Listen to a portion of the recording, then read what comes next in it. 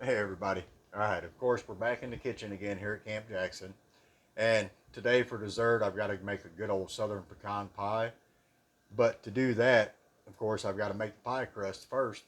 So I thought this would be a perfect time to show you how I do it. So stay tuned and I'll show you everything we got and just how easy it can be. Cue the intro.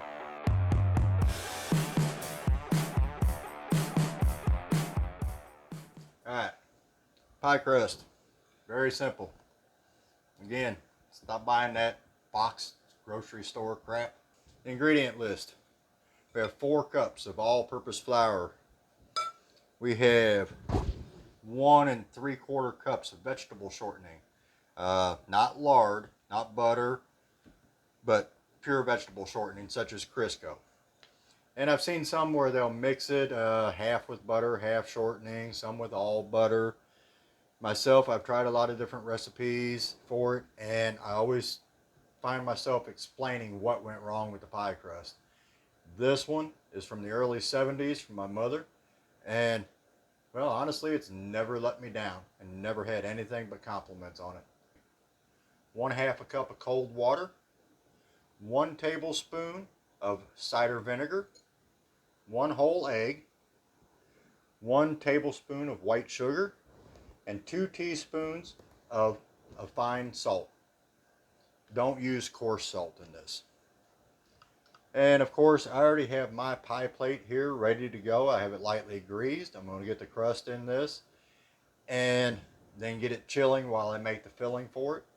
And this recipe will make enough for roughly 4 decent pies, depending on whether or not you're putting a lattice top on it. But it'll make the bottom crust for at least 4 good-sized pies. Let's start getting this mixed up. Oh, tools. Pastry cutter if you have it. If not, you can use a fork. And then I also have a scraper for my countertop here. Once I get the flour all over it and everything to get things cleaned up. A good spoon for mixing. 1 little paring knife just for trimming the pie crust. And of course a whisk. So we've got our 4 cups of flour in the bowl and we want to mix our dry ingredients with that. And here we have the 1 tablespoon of white sugar. And in this one we have 2 teaspoons of standard salt. And all we want to do is whisk those dry ingredients together first. Just give it a good mix. If you're like me, sling flour all over the place. Alright, into the dry ingredients goes the shortening. And then we're going to use our pastry cutter and get that mixed in real good. Wrong one, we need the spoon.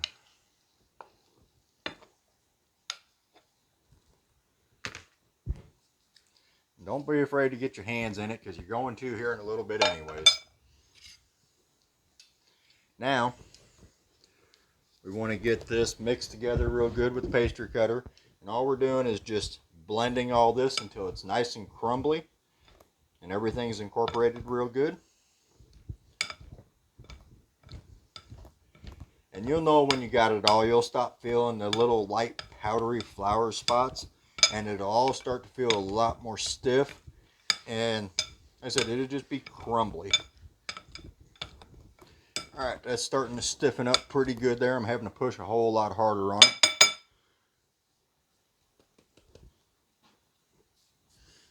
Alright. And as you can see here, it just crumbles apart pretty easy in your hand, but if you squeeze it, it'll stay together and it'll crumble right back apart. Okay, for our wet ingredients here, I'm going to grab a small fork here to mix this with. We have a 1/2 cup of cold water, 1 tablespoon of cider vinegar, and 1 whole egg. Give that a fair little mix here.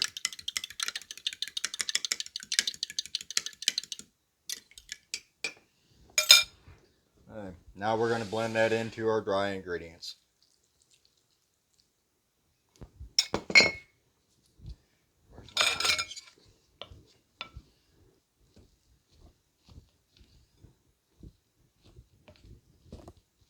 Give this a good mix to incorporate everything.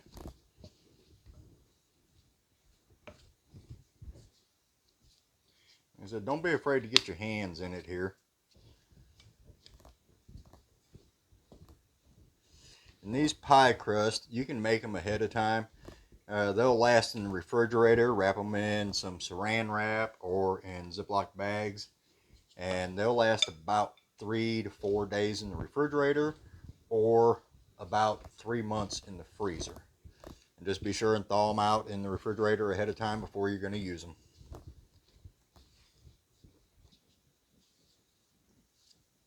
Alright, we got that mixed up real good. So let's get our scraper here. Clear some of that to the side.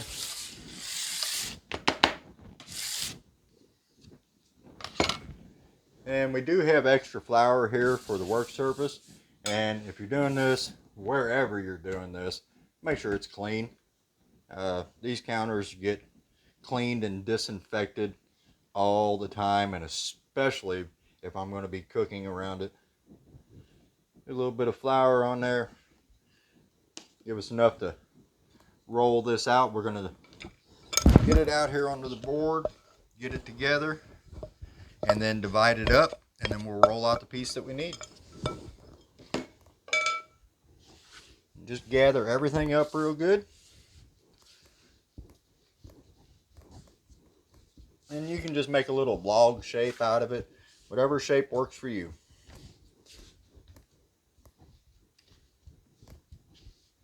And it's deceiving because it does look crumbly when you're first taking it out, and you're thinking, now this won't ever stay together, this won't work. Well, it will. Just got to keep watching.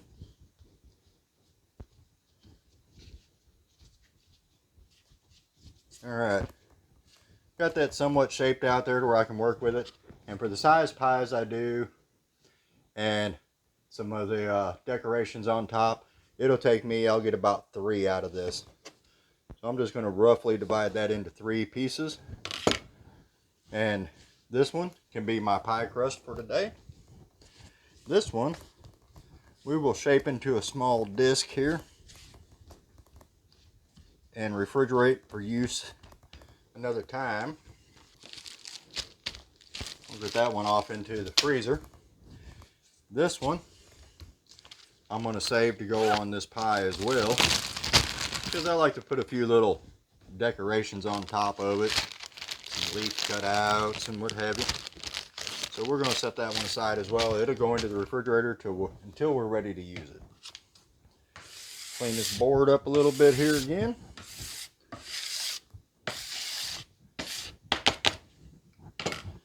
And more flour.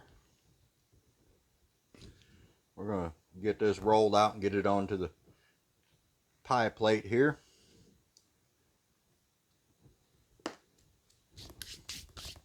Told you it was going to get it all over you.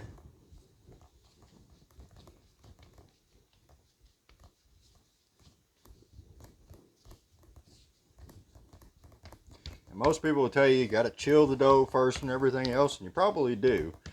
But I'm always in a hurry. I never have time. And I've never had a problem with it doing it this way, so flour up that rolling pin real good too.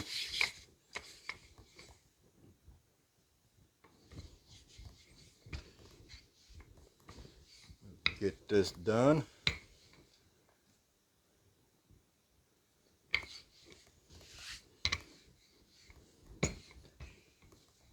As soon as I notice it start to stick, kind of pull them edges back in.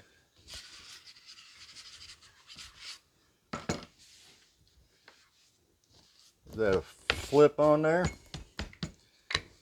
And I want to roll this out till it's just almost transparent. It might be maybe not quite 1/8 of an inch thick. And we want to roll until we get into a pretty decent sized circle on it here.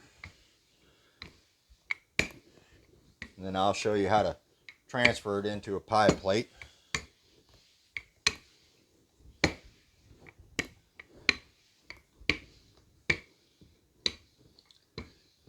especially how to transfer it without it cracking on you real bad all around them edges.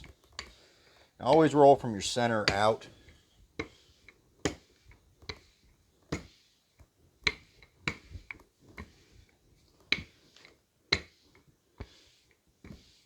There we go. That's plenty big enough.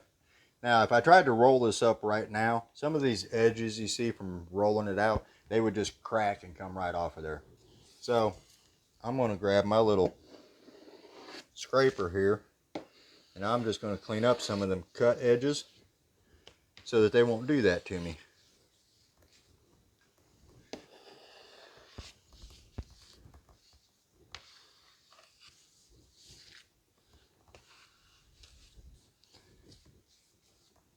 Like so.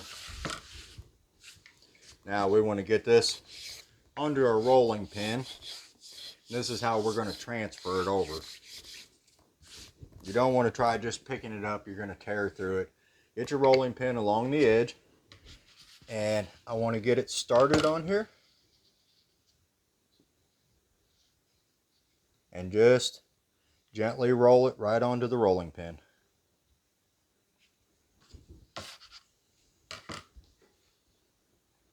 Get our pie plate into place.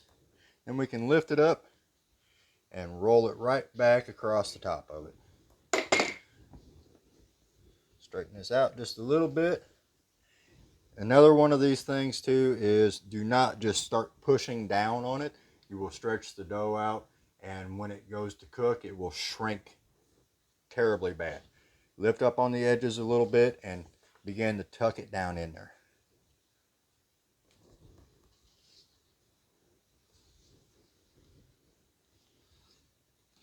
In this one, I'm going to use the crust raw. I'm not going to blind bake it, which is just pre-baking the crust. If I was doing a custard pie of sorts, say like a pumpkin pie, which is a custard pie, then that one I would weight the pie crust down and pre-bake it so that the pie crust doesn't soak up all of the liquid out of the filling. And it'll make your crust real soggy. Alright, got that in there. Now, just a little paring knife, butter knife, whatever you want. Go around that edge and just trim off the excess.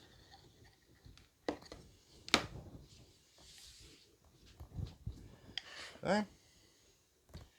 At this point, you can make whatever decoration you want. You can leave it just like this. You could use a fork and go along and put little indentations around it. Me, I will use my two fingers on my left hand and the index finger on my right hand, or my thumb, and push them together. Typically, it will be my thumb and my index finger on my left hand, and my index finger on my right hand, being right-handed.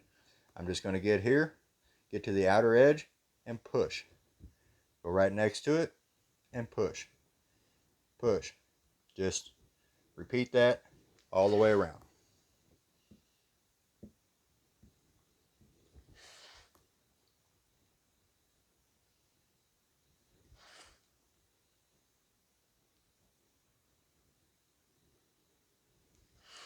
And pies should not look like they came off an assembly line. You can make them look nice, but little imperfections, let people know that it's homemade.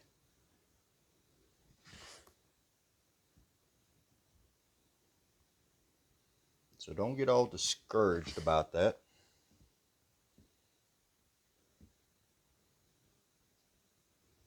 There. One pie crust ready to go. That wasn't too hard, was it? I'm going to put this in the refrigerator to chill now. And in the meantime, I want you all to go and hit that like button. Like I always say, just smash that sucker 3 or 4 times just for good measure. It don't work, but do it anyways. Make sure you subscribe. Keep learning how to make this stuff yourself. And leave me a comment. Let me know if you make this. Let me know how it worked out for you. Appreciate y'all watching. Y'all have a good day.